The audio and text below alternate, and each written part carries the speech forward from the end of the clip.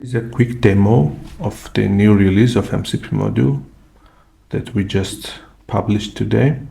This is 1.2 alpha at the moment.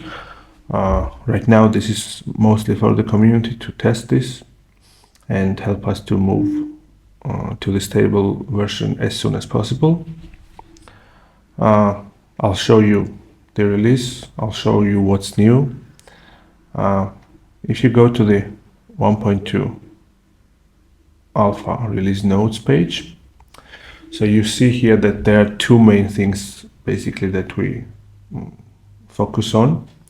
The first one is what we call advanced tools configuration, and this is the way that from now on you are able to configure and control individual tools, and I'll show you what that means in a minute. And the second thing is that what we call, it's a new submodule that we call MCP Studio, and this is a way to create MCP tools without code in the UI. And I think this is a very useful way for agencies and developers to quickly build and prototype things, and quick demos, create quick demos for their clients to show what's possible before they actually build proper integrations. I'll show this as well. Okay, let's now look how these new features work. So I can go to the MCP configuration page and then to the plugins page. By the way, we have these new nice tabs here, and the settings for the MCP are distributed logically. Okay, so here now we have a new separate page for the plugins. We see all the available MCP plugins here, and the main update here is that now you have the ability to configure individual tools for the plugins. Okay, now if I, for example, select the AI function calling and try to configure this plugin, we have listed all the tools that this plugin exposes for the MCP, right? Let's select one of them. Add a role to the selected users, right? I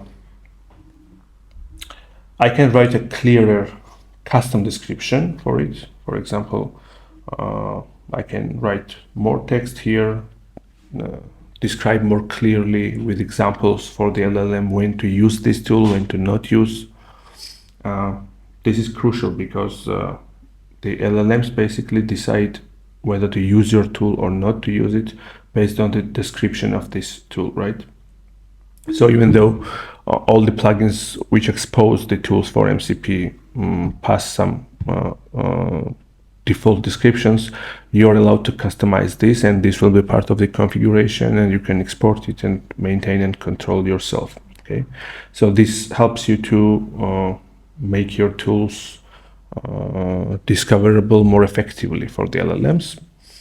And the second thing that you see here for each tool is allowed roles.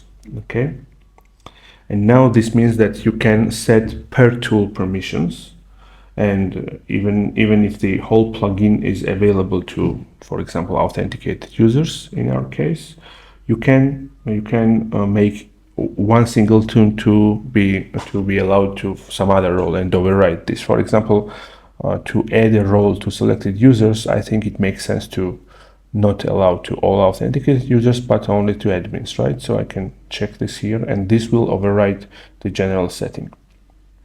Okay, so so this gives you precise control over the security, and then over how LLM exposes and discovers your tools.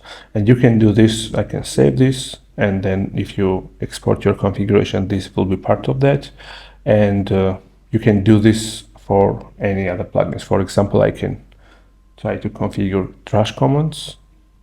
Okay, for trash commands, I have set allowed roles on the plugin level to be admins, but you can, for example, for help, I don't know, yeah, I have set the authenticated users, or you can, I don't know, give some other roles permission to run these individual tools and change descriptions and so on. So you can do this for all the tools and for all the plugins. Okay, next let's look at the MCP Studio. This is, as I mentioned in the introduction, our no-code MCP tool builder. This helps you to create new MCP tools without code, and it will be good for and useful for prototyping, for rapid demos, to quickly show to your client what can be done, and so on. Okay, let's see. Let's create a tool. And when you're adding a new MCP tool from the studio, you have the name, you have the description, you have to define the input schema. As you know, the MCP tools, when defining MCP tools following the protocol, you have to define what input parameters it needs, if it needs. If not, you have this empty JSON object here, and we have the output here. We can define the output as a plain text, a JSON, or as a tweak template. Okay. When it is plain text or when it is JSON, it's a simple thing. You just hard code the output here. When imagine you're building some demo and you want for tool to output to be always the same, or be some kind of hard coded JSON, right? You just write this JSON here or text, and that's it. But when it comes to tweak, then things become more interesting. If you select tweak here, you write the valid tweak here, and this will be executed.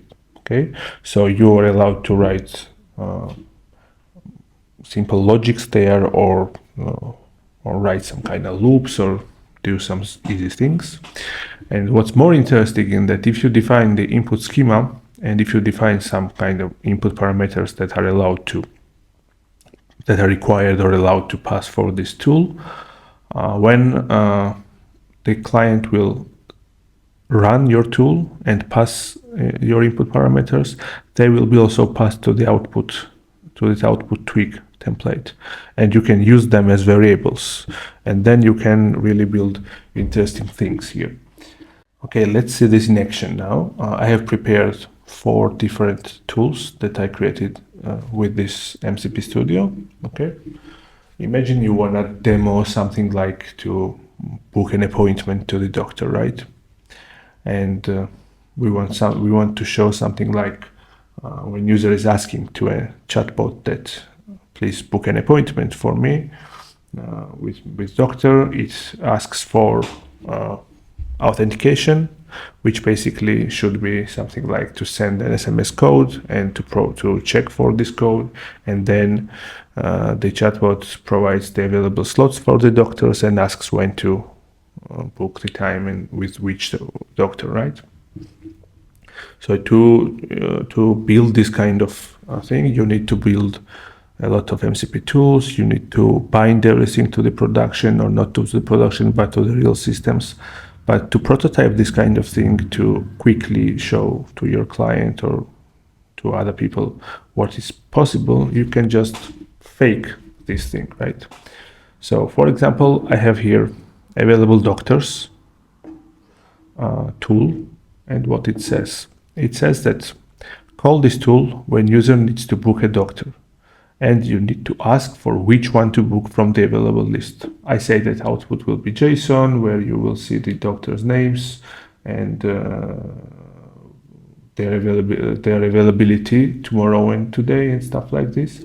And then I say that important is that the tool requires authentication code. You must pass the code as shown in the input parameters. If you don't have the code in the session, then run authentication tool and get the code. And the output of this tool, if the authentication passes, which means that the code is passed here, is just hard-coded JSON where we have today, tomorrow, and doctors and the slots and so on, right? Let's see then what's the authentication tool. And we say here that use this tool for user authentication. You shall send the authentication code to this tool and check if it is correct. Okay.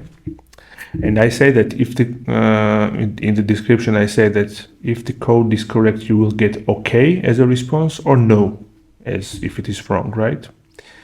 And here we have the code as a parameter, and now we have this tweak template, and we just simply say that if code is 1, 2, 3, 4, it is correct. If not, it is not correct, right? And we also have the send code action, which is also to simulate whether you send the SMS or not. We have this phone number required here, and we say that to use this when you need to send code to the user. Okay, now let's see this in action. Okay, I have this Claude code here, which is connected to this Drupal MCP server. Let's ask directly. Okay.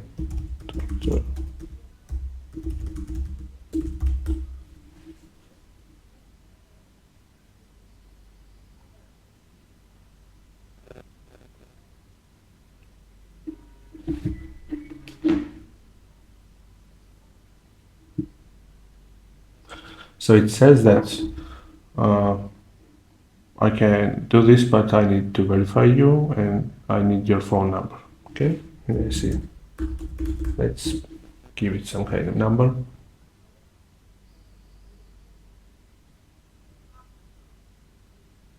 And now it tries to run the send code.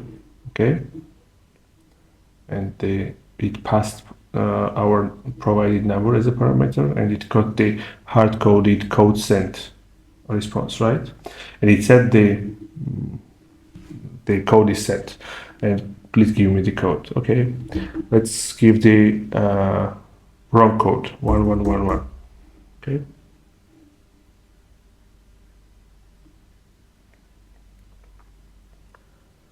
And it now runs the authentication, it passes this thing, and our tweak wrote no, right? It executed, and now let's pass the correct code. Okay.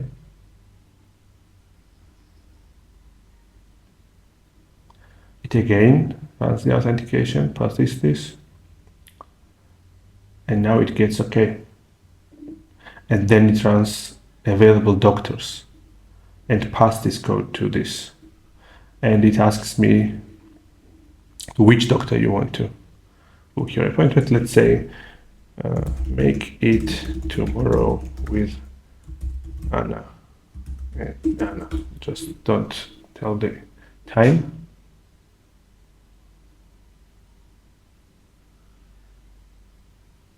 And then it asks when, and let's say 12. So you get the idea, right? So this is the thing that you can use for these kind of things. So you need just 1 hour or less than 1 hour to prepare this kind of demo with this studio, with this new MCP Studio. Okay, that's it.